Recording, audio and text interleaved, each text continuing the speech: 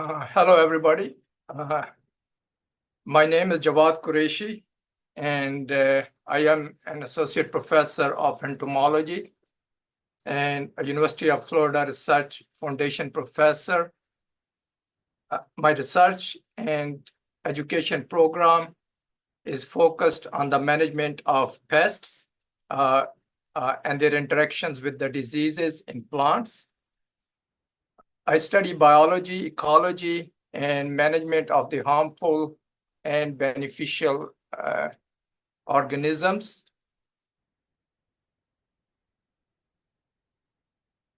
In vegetable and citrus crops, as well as in other environments. Citrus crops are economically important in several regions of the world. They are colonized by several pests and diseases. Some of those are extremely important to the point now that the citrus industries are considering growing some citrus under the protective screens that you see here on this introductory slide. But still, most of the citrus is grown traditionally as in the open production system as a dominant system. So in my today's presentation, I will share with you some of the work that we have been doing for the past several years toward the management of citrus pest, particularly one of the devastating pest and a disease complex. I will focus on that more, which I will elaborate later on.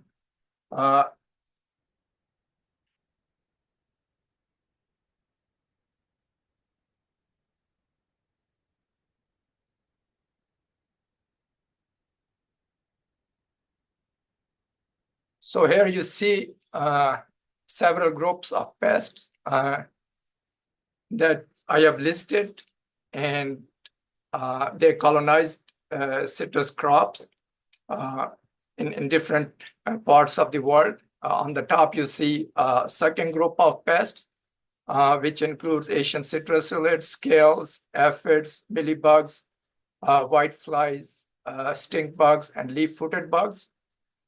So they are all important, but then there are some among them, such as citrus leaf miner, which will be the subject of most of my presentation today.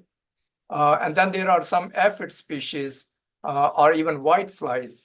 They are also involved with vectoring different pathogens, which are related to some serious diseases in plants. So some of them are even more important than those that are not involved with the diseases. So then we have the mite pests. We have citrus rust mites and spider mites. Those are also important, and they also affect the quality and quantity of the fruit. There are some others, such as citrus leaf miner, thrips, fruit flies, and weevils. They are also important and infest citrus trees and impact the crops in various ways.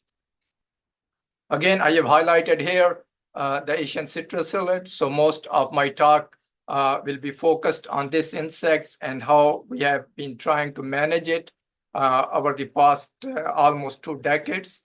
I will refer to some of the other pests at places where needed. This Asian citrus psyllid is a small insect. Here on the screen, you see adult stage of the insect. Then you see here the eggs. They lay eggs in the newly developing shoots where the leaves are still not fully opened. A single female, which is about 3 millimeter or so, can lay several hundred eggs in their life. Up to 800 or more were reported. And then they develop through 5 nymphal stages. Here in the middle of the screen, you see the mature nymphal stage of this insect, after which it transforms into the adult stage. So you see these nymphs, they are feeding on the psyllid plant tissues. It's a sucking insects, so they are feeding and excreting this white sugary material. It's called honeydew. So this insect basically feeds on all types of citrus and some of the citrus relatives, such as orange jasmine. And it's economically important because it's a vector of the pathogen, which is responsible for causing Huang Long Bing or citrus greening disease. On some of the following slides, I will be using the abbreviation ACP for the Asian citrus psyllid and HLB for the Huang Long Bing disease. So here you see some of the symptoms of the disease. As I said earlier, the Asian citrus psyllid is the vector. So it feeds on a tree which is infected, carries the pathogen, and spread to the other trees when it feeds on those trees. One of the initial symptoms of the disease are these yellow shoots that you see here with the red arrows pointing down. And then as the disease spreads, it causes more harm to the plant. You start to see this blotchy mottle on the leaves. On the top right corner of the slide, you see, and then you see small and lopsided fruit with aborted seeds and very bitter taste. As the disease further progresses, there is a lot of fruit drop, and over the years, if the trees are not managed with proper nutrition and other tactics, those trees finally die.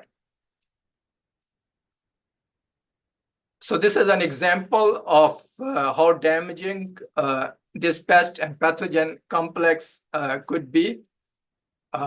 This is a slide from Florida Protection System. And in this system, the Asian citrus psyllid was found in 1998, whereas the citrus disease was found in 2005.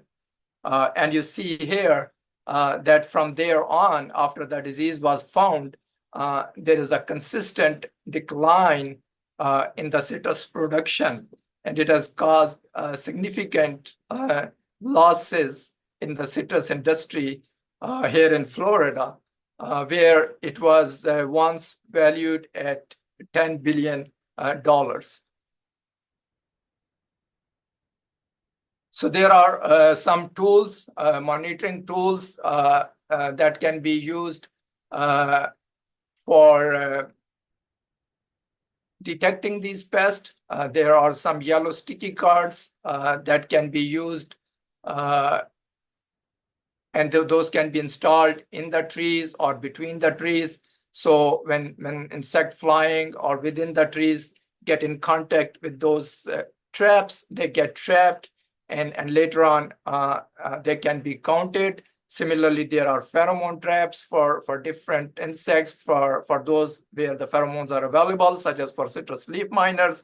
So those can be hung in the trees to get the idea on the populations of insects. One can use magnifying lens to detect the pest in the citrus foliage, on the newly developing shoots, and in other parts. Here is one method called tap sampling method, which I developed very early in the after the Asian citrus psyllid was found in Florida. So basically, this is a method which provides you quick and instant information on the incidence of this pest. So basically, it's a laminated sheet of white paper on a clipboard, which is held under the branches at random locations, and those branches are tapped with a length of PVC pipe, and those adult psyllids fall on those on the sheet, and they can be counted. So in addition to this Asian citrus psyllid, there are some other pests which also can be monitored using this method. Some of the weevil species some of leaf miners. Also, there are some predators such as lady beetles and some others that can fall onto those sheets and can be counted for their estimation.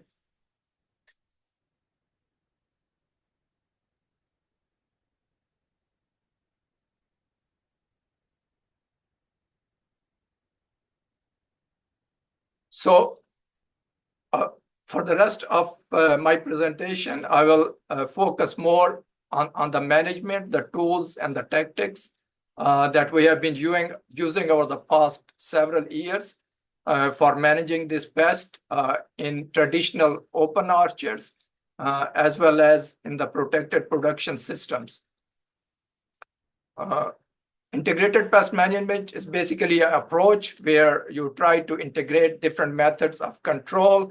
It could be biological, chemical, cultural, or host plant resistance.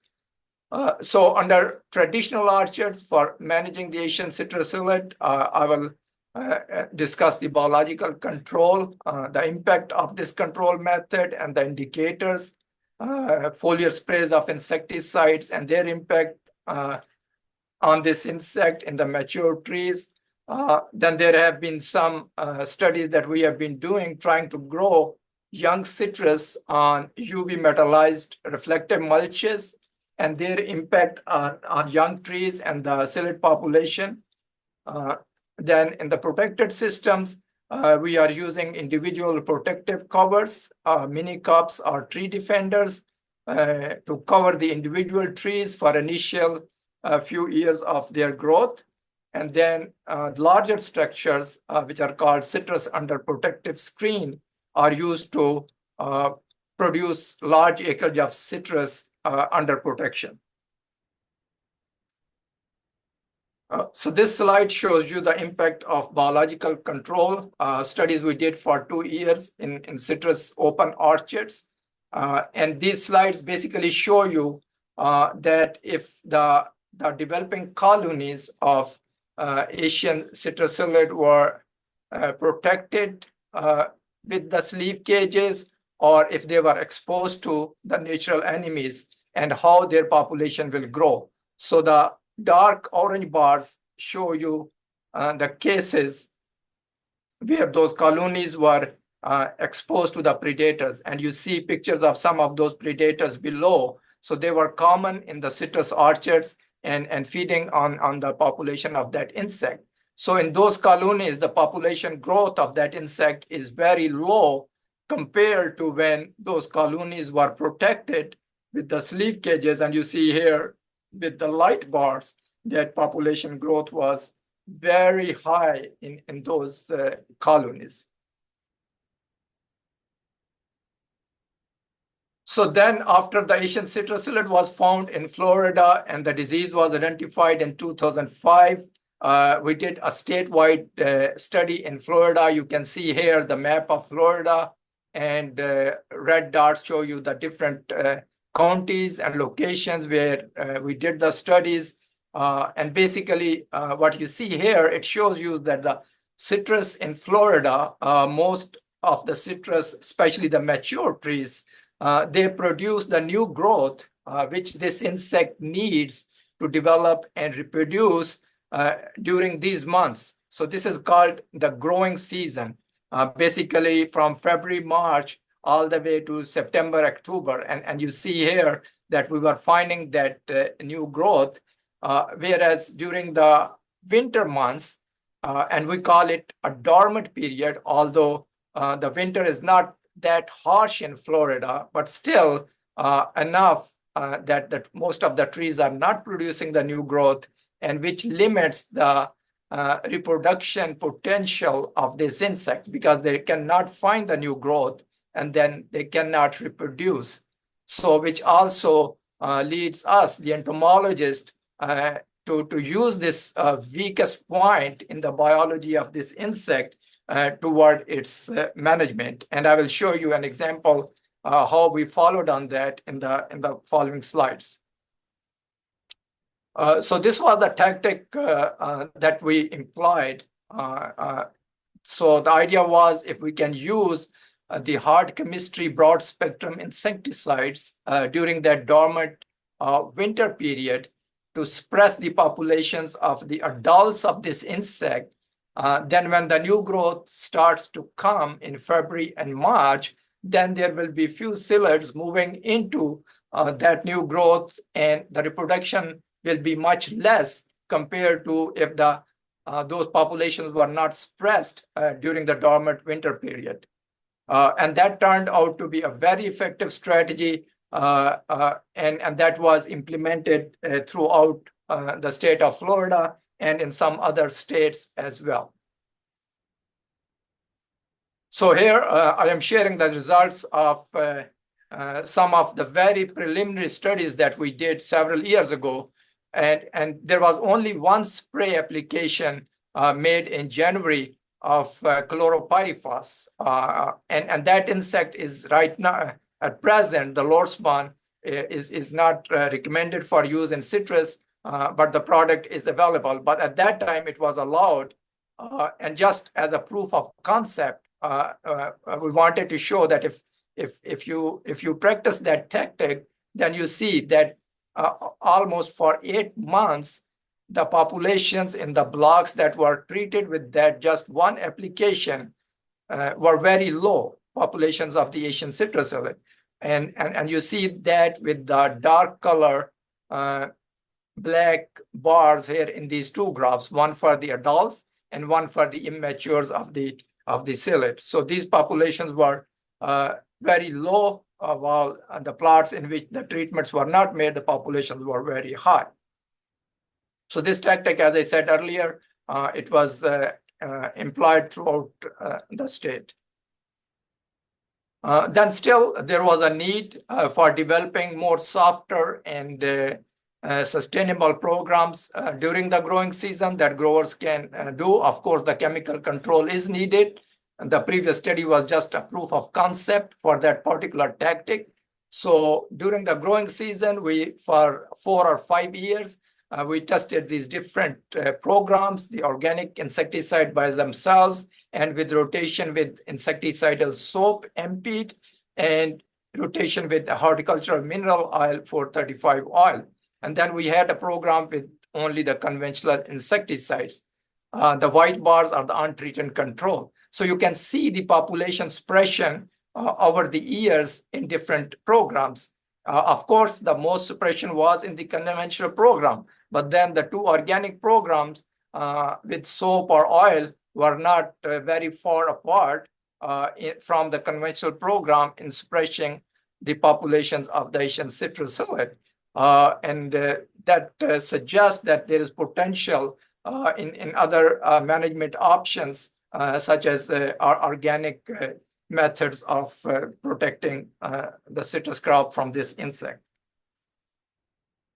So we also took the yield data after a couple of years, and as you see, the most yield was observed in the conventional program and one of the organic programs, which was using organic insecticides with 435 oil. So that again shows you even the second year, the yield was sustained in the organic program, but it went down in the conventional program. So again, that supports my previous comment that it helps suppress the population of the pest, and which contributes to the reduction in the populations of the pest and provides help with improving the yield.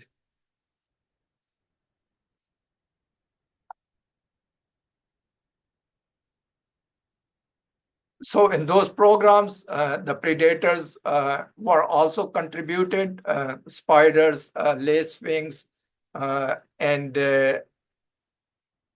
lady beetles. Those were the major groups that we were seeing in those programs. The lady beetle populations, as you see, were low, and that is mainly because after the disease was found, there was significant increase in the use of conventional insecticides in the state, and those were causing harm to the populations of these predators, because lady beetles are one of the group that is most effective against this pest. We were also making the releases of one of the parasites, Tamarixia radiata. This parasite we brought in from different regions of the world, Pakistan, China, Vietnam, and it's mass produced in the state and provided to the growers for release in different environments. Here you simply see the life cycle of this insect. The adult, it lays eggs on the nymphs, the larva develops, and finally comes out through the mummified nymphal stage of this insect. So as I said earlier, we were making releases of this parasite in those organic and conventional programs. And we see here that it was contributing to reducing the populations of the Asian citrus illid. You can see the green bars showing the parasitism from this parasite. It was also providing in the untreated control, but in the conventional program, its impact was very low. And it's not that there were no nymphal populations available to the parasite in those programs. There were, because those conventional programs were not totally eliminating the pest from the orchards, but still those environments were not very useful, helpful to the survival of this parasite and to produce its impact. So then we keep doing additional studies. This is another example of foliar sprays. And in this one, our concept was the similar to the dormant spray tactic that we developed earlier.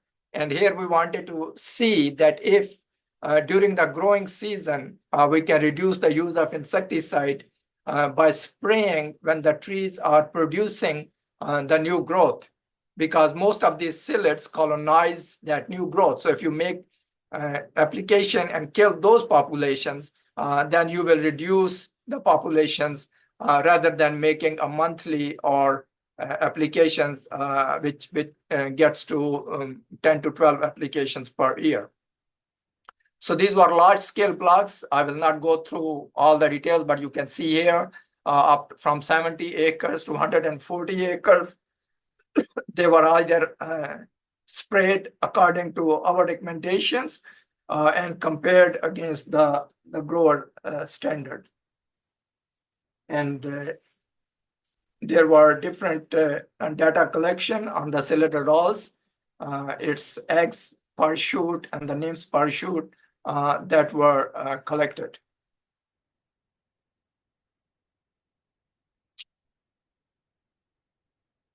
So here you see on the top, you see the two panels, one which shows you the grower standard application and the times when those were done. And in the second one, our recommended spray applications and the times when those were done. And you see the products were different, although the number of applications were not reduced. It was first year, and we were kind of at the same level, but down below, if you see the level of reduction in the pest population was tremendous in the program where we were suggesting the spray application and timings, because the grower was not following that spray targeted at the shoots. So they were spraying according to their calendar or when they wanted to do during that month, while we were monitoring and spraying based on the production of those shoots. So there were huge differences. These blue bars are the one which shows the populations of the adult psyllids, the eggs per shoot in those blocks. And you see those were huge compared to the orange bars where we were suggesting the spray applications. And you see here similar impact on the populations of The nymphs, same impact, huge reductions. If you see the orange bar, where we were suggesting the spray applications compared to the grower standard. We also started looking at the yield data, although usually you don't start seeing those yield differences, especially though in those large acreage and in kind of trees. Those were 20 to 25-year-old trees, and they were heavily infected with the disease. So bringing them back is not that quick. So it takes years after you implement some of these tactics and some of the nutritional amendments that you start seeing the impact. But still, we started seeing some improvement in the yield in those years.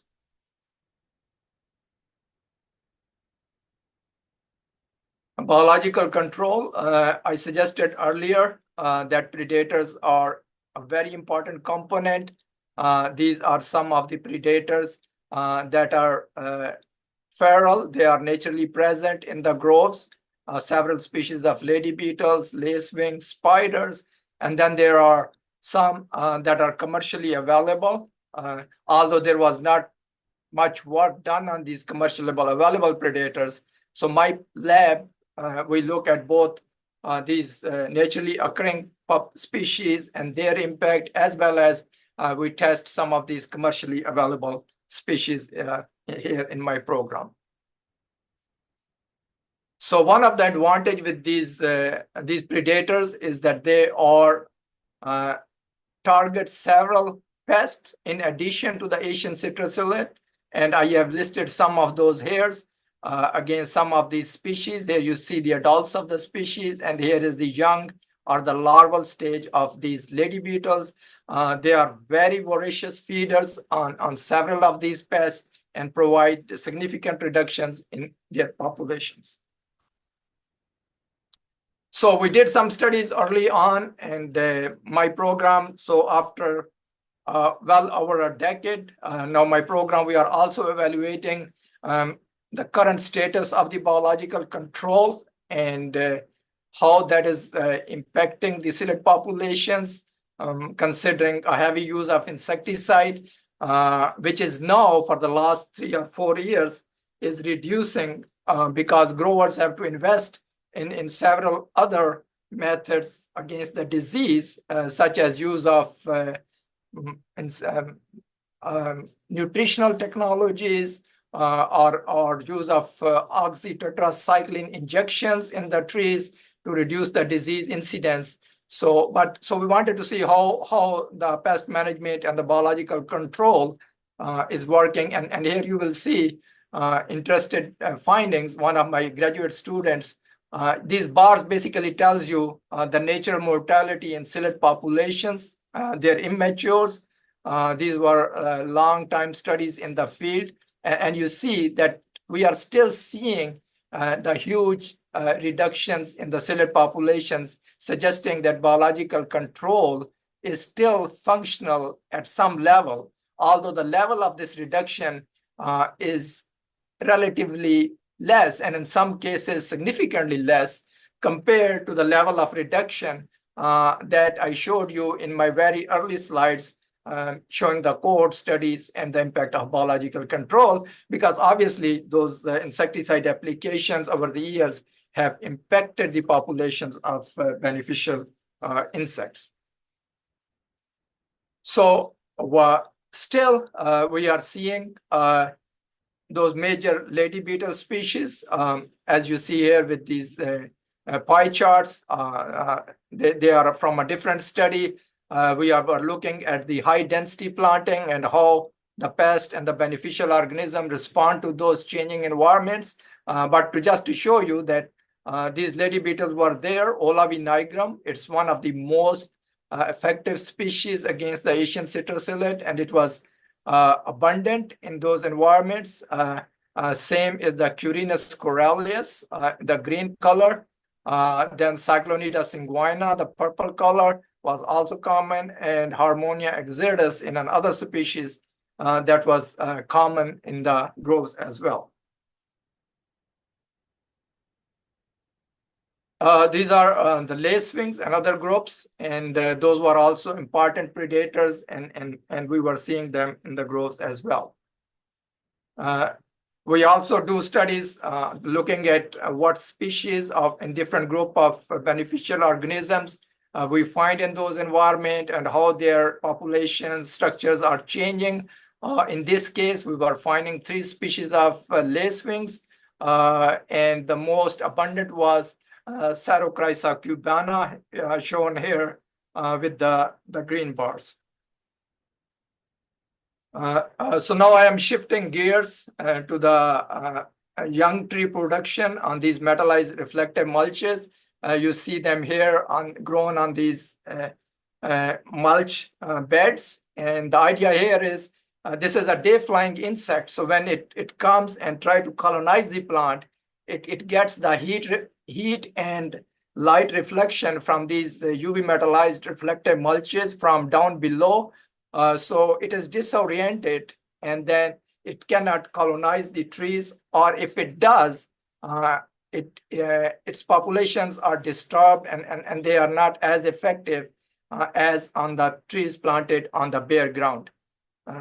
So here you see that how the populations were reduced on trees that were planted on the UV metallized reflective mulches. Of course, this is not 100% protection, because sometimes you have clouds. Then there are evening and morning times when the sun is not that high, so the pest has the chance to colonize the plants and all that. But still, it provides significant reduction in pest populations. And there are some other benefits of growing on those mulches. It provides help with the health of the trees. The rootstock and the scion diameters are more healthy. They are improved and enhanced, as you can see here with the bars on these graphs. The orange bars are the rootstock diameter here, and in this case, the scion diameter. So they were significantly stronger plants on those reflective mulches.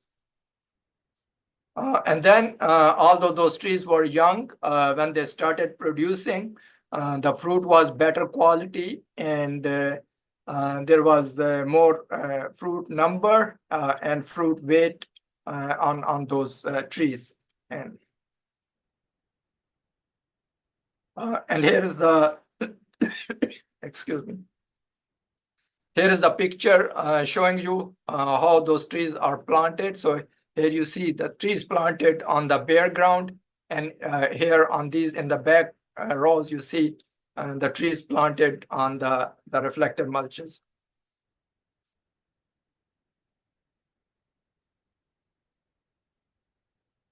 And here again are comparisons of the diameters, and here I have included also the trees that were protected with the sleeve cages. So that was 100% protection.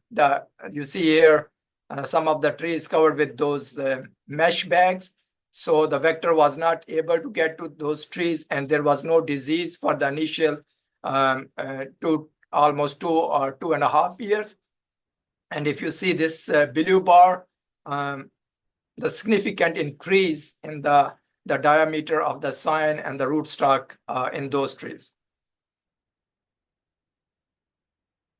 This picture just to show you that this tactic of growing the trees under those individual protective covers is done state-wise. If you are traveling through the state of Florida, you will see a lot of young citrus trees in orchards are covered with these bags, and it's helping protect those trees during these initial years so that they are able to withstand the pest and disease pressure in the later years.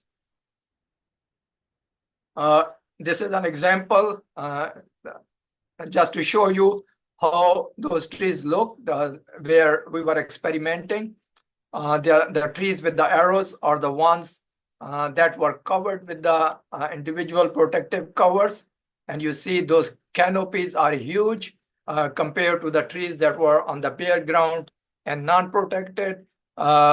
Those leaves are larger, they are more dark and green compared to the trees on the bare ground.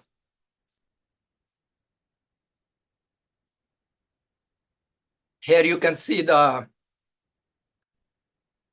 pictures of those trees, and you can also see the yield difference in the trees that were on the covered with the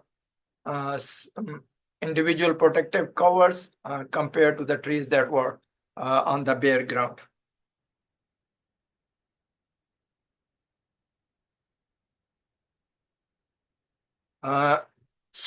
Like I said, we did not find the Asian citrus silage or HLB disease, but sometimes you see some of these other pests in those individual protective covers.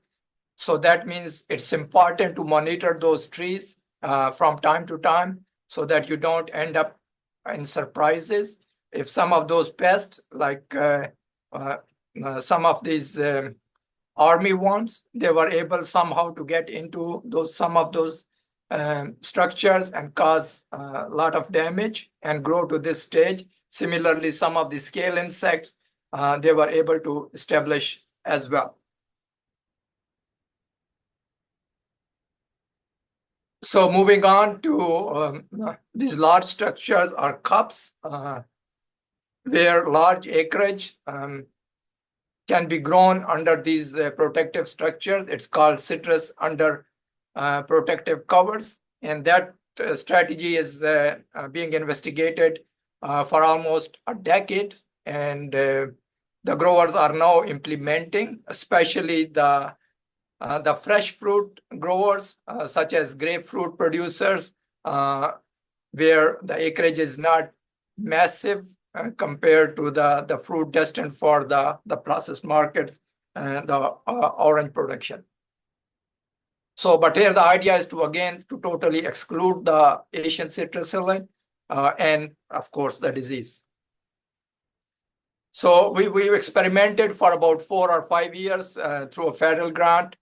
There were 4 of these structures, quarter-acre structures covered with the Ray Ruby grapefruit planted, and there were respective open air control in those structures. So the populations of Asian citrus silage, the graph below shows you the populations in those structures, and there were almost nothing. Once in a while, you will get 1 or 2 psyllids on these yellow sticky cards, and that's because there is traffic. There are people going in those structures for work and maintenance, and there could be holes here and there in the screen after a couple of years. So you see those, but that they won't establish, and the disease also was not found in those structures. Compared to the open air production systems, the graph on the top, you see huge populations. I am just showing the data for 2 years and very high incidence of the disease.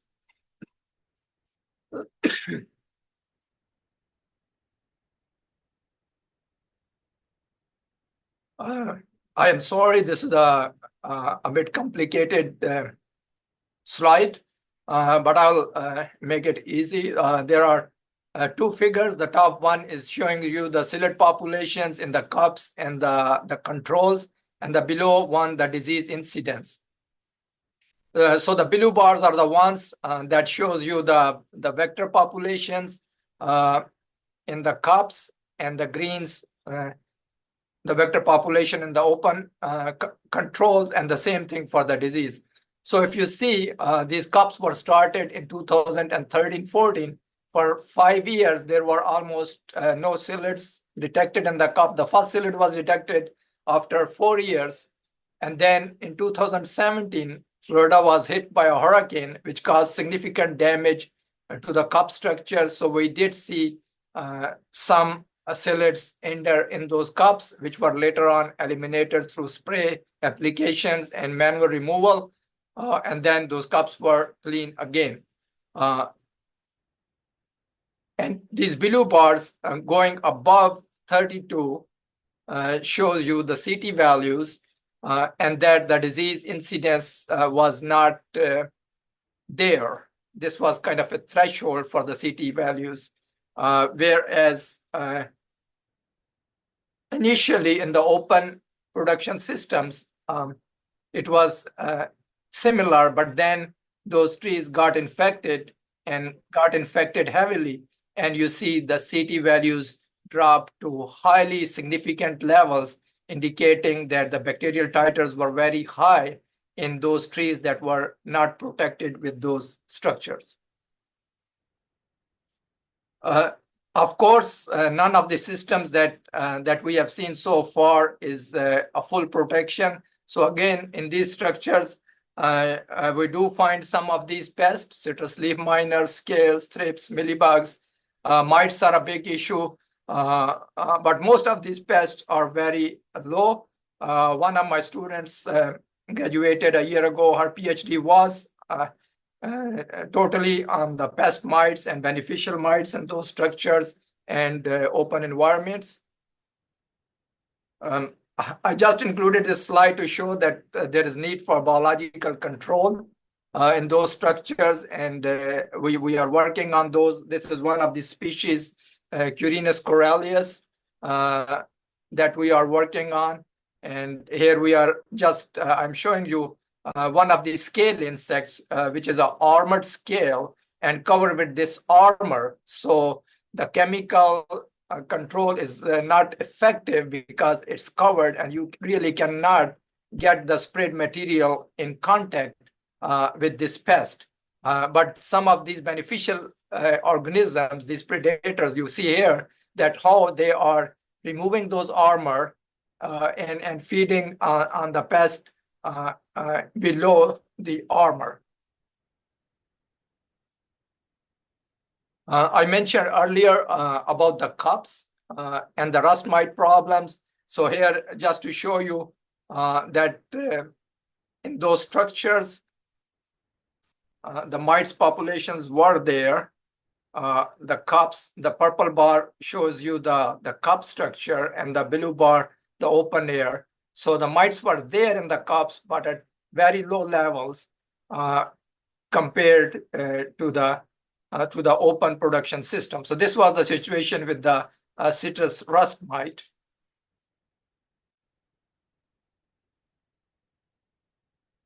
It was different for the citrus red mite. Again, the purple bar for the cup structure and the blue for the open air. And you see that these mites, the red mite populations, somehow the environment in the cups were favorable for this species, and their populations were very high most of the time in those structures. The cups, as I mentioned earlier, these are enclosed structures. So temperature and humidity are high in those structures compared to the open air production systems.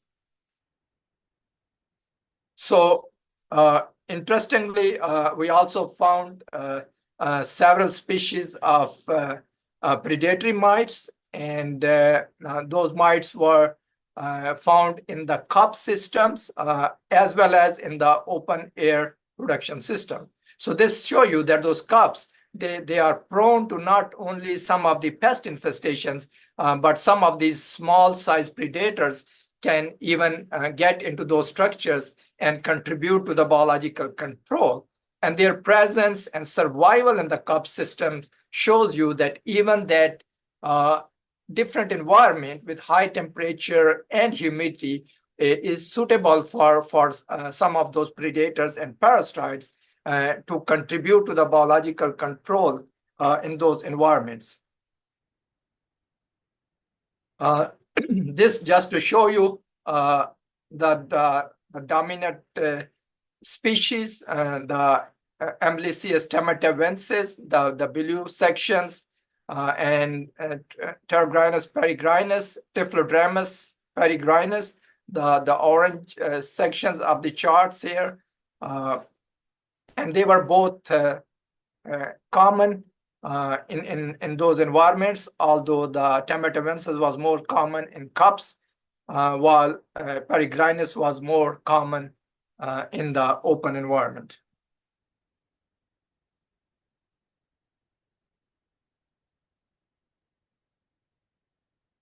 So overall, over these years, we have seen that foliar sprays of insecticides timed to citrus flushing provide a significant reduction in psyllid populations than the grower standard, and that also help with reducing the spray applications during the growing season. Predators such as lady beetles and lacewings and parasite Tamarixia radiata were observed in the citrus groves and contributed to the natural mortality of psyllid immatures. Young citrus trees on the UV metallized reflective mulch benefited from reduced psyllid populations and improved health. And IPCs and cups, they protected citrus from the psyllid and the HLB disease. However, other pests such as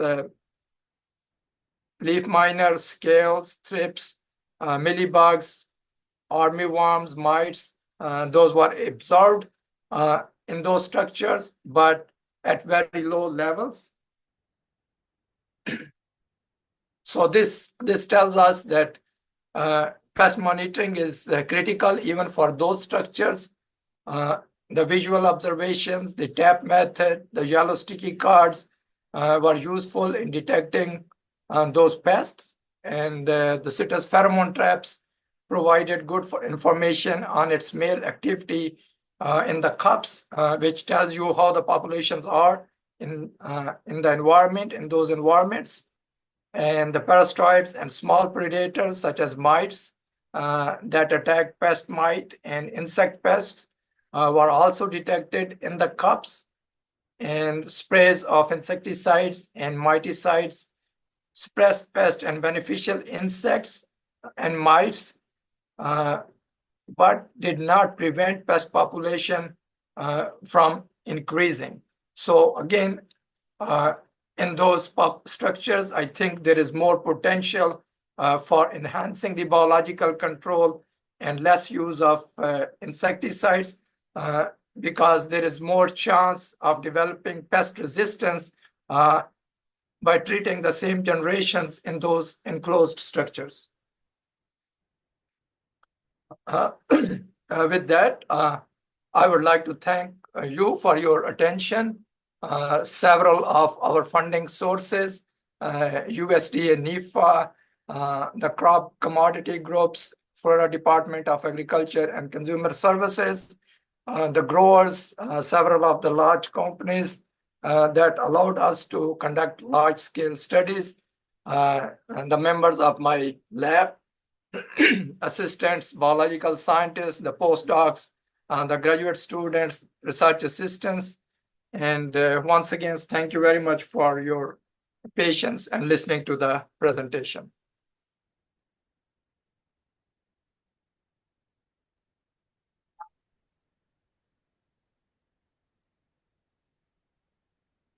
Thank you, Doctor. Any questions?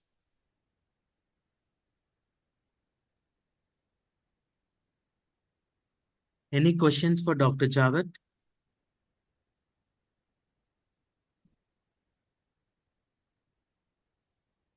Well, I'm sharing his email address to the listeners. If you have any doubts, you can contact him. Thank you. Thank you very much. Thank you. Thank you. Now, let's move on to the next presentation.